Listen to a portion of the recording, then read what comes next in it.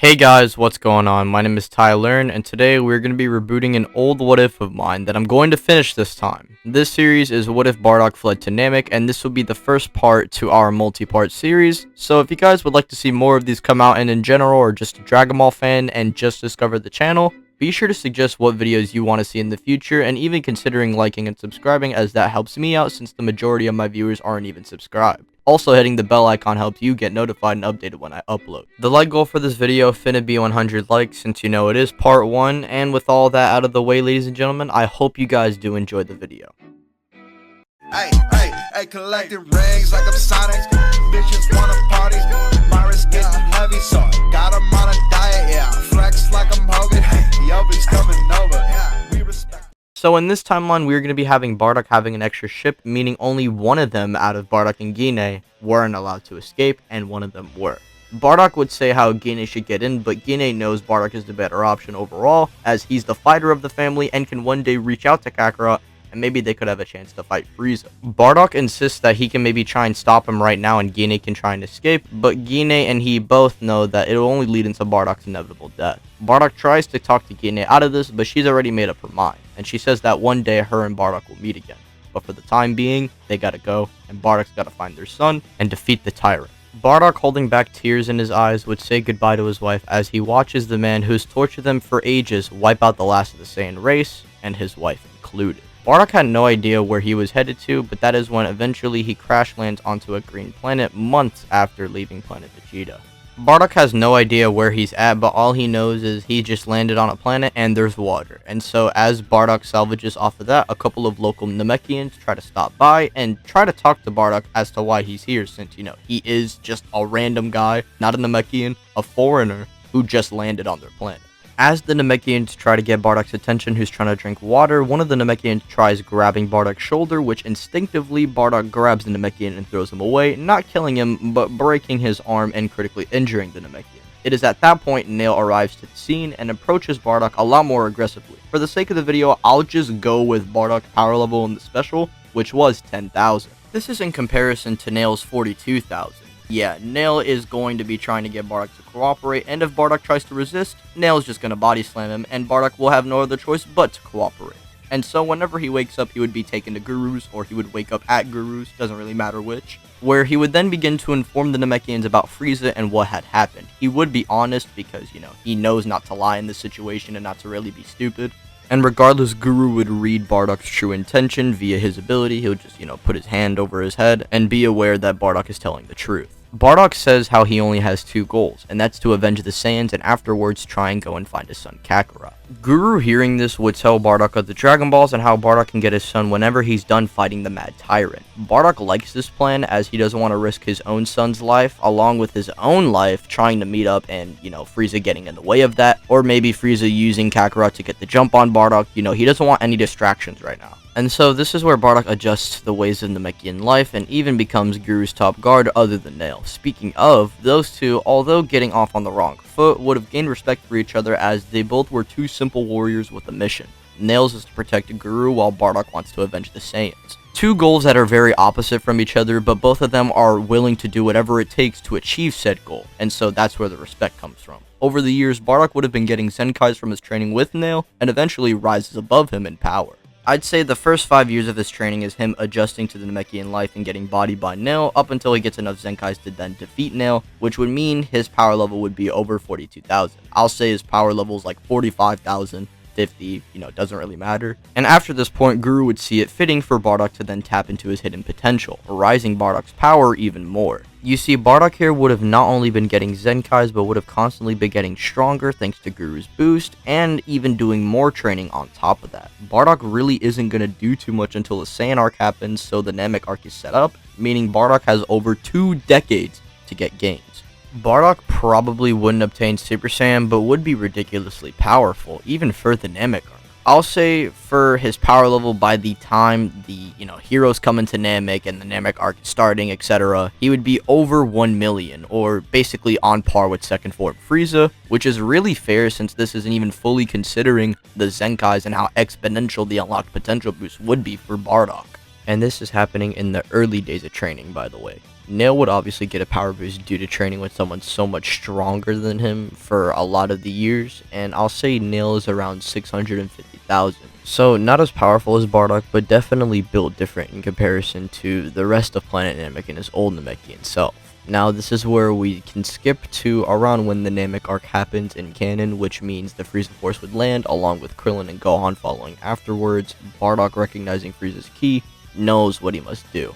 And so, he would then go down to try and, see what Frieza's up to, and he would see him and Dodoria and Zarbon invading a local Namekian village. He would initially just watch from afar and would get ready to try and take on Frieza, but that is when he notices two other people watching, and him being distracted wouldn't notice Dodoria killing the Elder, leading into Gohan acting and kicking Dodoria, and Krillin taking Dende.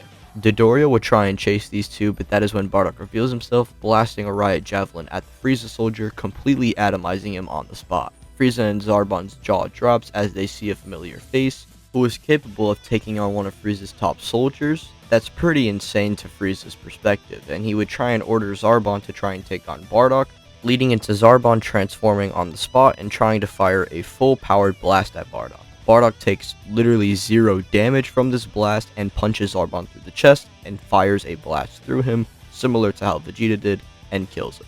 Frieza, enraged at his men dying, would then show off his initial 50% in his first form, but Bardock shows off power that completely outclasses the Tyrant, and even when Frieza tries to go 100% in his first form, which is over 530,000, Bardock is easily able to dismantle the Tyrant and just overall bullies him in the fight, telling him how he'll avenge the Saiyans, Gine, and everyone else.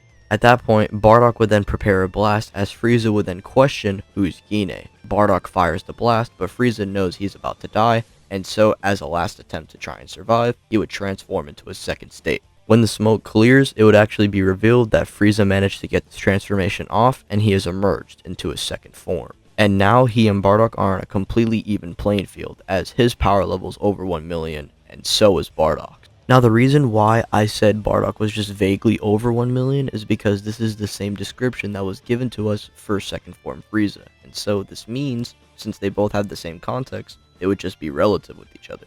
And so these titans would be going at it evenly, just clashing and making a bunch of shockwaves, destroying the surrounding area, and it would be a very, very close fight, with neither of them having the upper hand. And Frieza can't even attempt to transform into his third form state due to Bardock just being on his head, and the same thing happens to Bardock whenever he tries to recuperate for energy and tries to get, a charged up blast to get the edge on Frieza. As these two are going at it, Gohan and Krillin would be successful in collecting a lot of the Dragon Balls, with no Vegeta finding them due to no Zarbon being detected because he's dead. Instead, he probably detects Frieza and Bardock going at it and would begin to watch from afar, and Vegeta, seeing these powers on a whole other level than himself, would just stand in frustration, not knowing what to do, especially given the fact that when he recognizes who's fighting Frieza, it's a low-class Saiyan.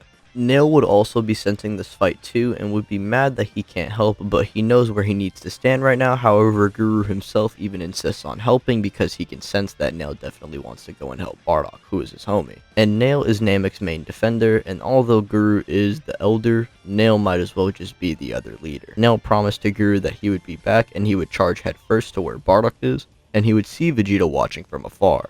This leads into Nail approaching Vegeta, recognizing the armor he's wearing, which is very similar to that of the Frieza forces. Vegeta, being a Spurg, would tell the Namekian to get away, and not really noticing the power that Nail possesses, Nail would reveal the difference between the two of them, forcing Vegeta to barely escape with his life, and the only reason he even escaped in the first place was because Nail let him, because he wants to go and help Bardock. The last thing Vegeta would do before collapsing is arrive at a Frieza ship, which in a pool guard would be like, "Oh, Vegeta, are you okay?" And Vegeta would just collapse, forcing a pool and the other Frieza guards to put Vegeta in a healing pod.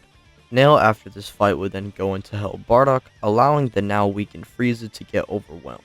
Remember, while these events were going down, Bardock and Frieza were just throwing hands, and so these two would be at least significantly drained now, and Frieza, going into his third form, would then proceed to outclass the two of them, and just forcing them to just try and stall, and hopefully Frieza's stamina decreases. However, while they hope for that, their own stamina, and not to mention their ki and power level overall, is decreasing due to them just getting bullied by Frieza. Now, while this is going on, Gohan and Krillin would gather the balls and revive Piccolo and bring him to Namek. Now, due to having no Guru death as well, and Frieza and Vegeta distracted, they are able to get all 3 wishes off, and their third wish is to just teleport Goku to them. which the wish is granted, and Goku would then teleport right next to Krillin and Gohan, probably not being at his full 90,000, maybe just like 85,000, because he did train for the straight, week he was flying to Namek, so maybe he might be a little weaker, but that doesn't really matter, as Gohan and Krillin, before even attempting to fight Frieza, would then take Goku to Guru, where he would then get his potential unleashed. As they go on to help Frieza, Piccolo would have probably made it by that point and try to help, but in the end end up being useless in the long run, so he stays back as Nail and Bardock are slowly beaten up to a pulp.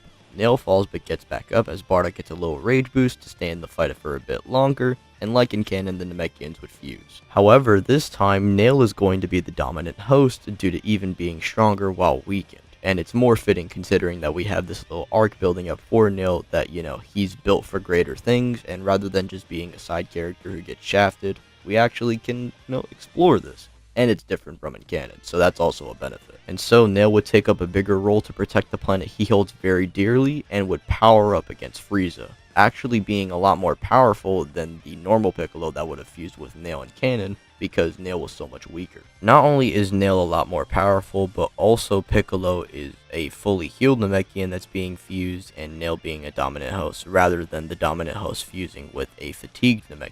Meaning this fusion is just naturally a lot more powerful, and I'm going to say, now at this point, the nameless Namekian is above third form Frieza, and he would save Bardock from a severe wound that he would have suffered had the attack landed. And Nail promises, as the strongest living Namekian alive, he will defeat the tyrant. Bardock would fly down and watch Nail fearlessly take on the Emperor, and would sense a couple of powers very close by. Goku and the Z Fighters arrive when Nail is just starting to actually overpower third form Frieza, and that's when Bardock and Kakarot also meet for the very first time. Being speechless, the father would slowly walk up to his son and hug him, saying it's been too long. Goku being really confused by this statement probably gets explained to by Bardock, or Goku reads his mind, or even both, just to get the rundown of what's going on. Goku is glad to see something of his past actually standing before him, as Goku's last encounter with his past, he literally died. Anyways, they can talk about stuff and bond later, as, they have a problem to deal with right now. This would lead into Dende then firstly healing Bardock's wounds, giving him a massive Zenkai boost, and Goku seeing this and knowing that he is no match for Frieza or even in the same league as Nail or Bardock, he would then say for Bardock to blast him as hard as he can. Bardock would question as to what Kakarot is trying to do, but realizing what he's trying to do, he would then do it with no hesitation, with Goku almost dying, but luckily Dende healing him in time, giving him a Zenkai boost as well. And Goku would also get another boost thanks to Guru's potential unlock. Now, after this and Frieza seeing the Saiyans exploiting their strength and realizing that, they might actually beat him this time, Frieza, no hesitation, just goes into his final form. And then he would proceed to blast Nail down and damn near killing him in the process. However, that is when Vegeta reveals himself as he's fully healed now and even got a Zenkai boost, being similar to his canon self in terms of power. And the reason for that is because Nail's a lot more powerful than someone like Nail, so naturally his Zenkai would just be a lot more exponential from Nail than it would be from Zarbon, and I think it would just make sense for the plot. And it doesn't really matter in the long run because Vegeta still gets pooped on, however he doesn't die because Goku and Bardock are here to try and avoid that. And so Vegeta isn't, beaten up to a pulp and, is about to get death beamed or whatever because Goku and Bardock are already on the scene and they'll just immediately 2v1 Frieza before he can get the chance. And speaking of, let's get into power levels. Frieza's power level is still probably the same, however he's obviously suppressing himself massively, so he's showing lower levels, so around this point he's like at the 2 to 4 million range, like at his 1 to 2%. And as for Bardock and Goku's power level, I'm going to say Bardock is at a solid 3.5 million due to the Zenkai that he got after beating up Frieza and then getting beaten up in the process. And thanks to the Guru boost, along with the fact that he also got a Zenkai, Goku's going to be exceeding his canonical power level and being around 5 million. Which sadly means even with the Kaioken times 20 and Bardock backing him up, it is still not enough to even satisfy Frieza. However, Frieza does have to show like a lot higher levels of power due to Goku being a lot more powerful, and if he does use 50% on Kaioken times 20 Goku, he will die because that Goku at that point is over 100 million. However, this leads into Frieza using more power and Goku relying on the Spirit Bomb like in canon, and Bardock and Piccolo backing Goku up to stall against Frieza. Frieza still survives the Spirit Bomb even when Goku connects it, although he is stronger. I'll say for the sake of simplicity, Frieza just has a harder time getting through the Spirit Bomb, maybe he loses a limb or something. But regardless, Frieza is going to survive this attack and is going to be shooting a death beam through Nail, seemingly killing him, but he would just end up being critically injured, while Krillin would just die like in canon, and Goku would then transform into the legendary Super Saiyan. No, not that one, this one. Now, Bardock won't be going into the full Super Saiyan state himself, however, Bardock seeing Nail fall in battle would be enraged himself, not unlocking the Super Saiyan form like how I said, but probably in some, like, false Super Saiyan state, I guess you could say. The two raging Saiyans attack together and use the remains of their ki to do a combined energy wave that atomizes the Tyrant. Goku holds back, but Bardock doesn't, and so, due to these two energies colliding and combining in power, Frieza just dies, and no Mecha Frieza happens. This is worse since Frieza would actually be even weakened and wouldn't even be able to access his full 120 million. Goku and Bardock this time escape Namek together and would train on Yardrat. Though Bardock and Goku probably encountered the Ginyu Force since they were going to attack Yardrat before being interrupted by Frieza. And this is cool considering this is all that remains of Bardock's past that's, negative and about Frieza. Like how Goku fought them in Hell, he would one-shot all of them, Ginyu included in this timeline, and now the two Saiyans would go on to learn instant transmission, and by the time they go to Earth, Goku is able to turn Super Saiyan on and off, with Bardock being able to finally tap into the complete form, but he just can't use it as properly as Goku can. He's probably on the same tier as Future Trunks in terms of being able to wield Super Saiyan, however Bardock physically is stronger than Trunks and is rivaling Goku at this point, who by the way would be even stronger than the one that negged Future Trunks in the canonical timeline. As for the heroes on Earth, the Namekians are still taken to New Namek, but I think here Guru would be inclined to let Nail absorb him due to Guru always seeing greatness in Nail, and now it's time for him to take things to the next level. Nail would be more than just Guru's bodyguard, and Guru's life is fading away anyway. This is the last possible good thing he can do for the Namekians, and so Nail absorbs Guru, gaining higher power. Dende and the others would want him to lead the new Namekians. However, Nail wants to try new and better things. Since, his old Namek was destroyed and he knows new Namek will never be the same, he's decided to try new things on Earth. And so he would unlock the canon Elder's potential. I don't remember his name, so I'm just going to say the Elder, leading into them being led by the canonical Elder and not Nail. And so everyone is doing their own thing like in canon, except for Nail, who would just be training to become a main defender on Earth, and just in case Vegeta tries to act up on anything. Also, he would kind of have a home, or not really a home, but a good place to hang out and train, which is the Lookout. Now, in the original timeline, King Cold and Mecha Frieza would arrive. However, in this timeline, there is no Mecha Frieza, and King Cold would have no idea where to look, so no King Cold in this timeline. Rather, Future Trunks would arrive, and Bardock and Goku would just teleport to Earth, revealing themselves to the Z Fighters, and then also being warned by Future Trunks about the androids. And this is where I'm going to be ending part 1 off. If you guys did enjoy this video, be sure to leave a like on the video, subscribe if you are new to the channel, hit the bell icon so you are notified and updated. You guys already know, let's get this video to 100 likes since, part 1, 100 likes, you get it, haha funny. So yeah, let's get this video to 100 likes and part 2 will come out. My name is Tyler, and I'll see you guys in the next video. Be sure to follow me on Twitter, which will be linked in the description as well, and check out my other videos. And yeah, peace out everybody.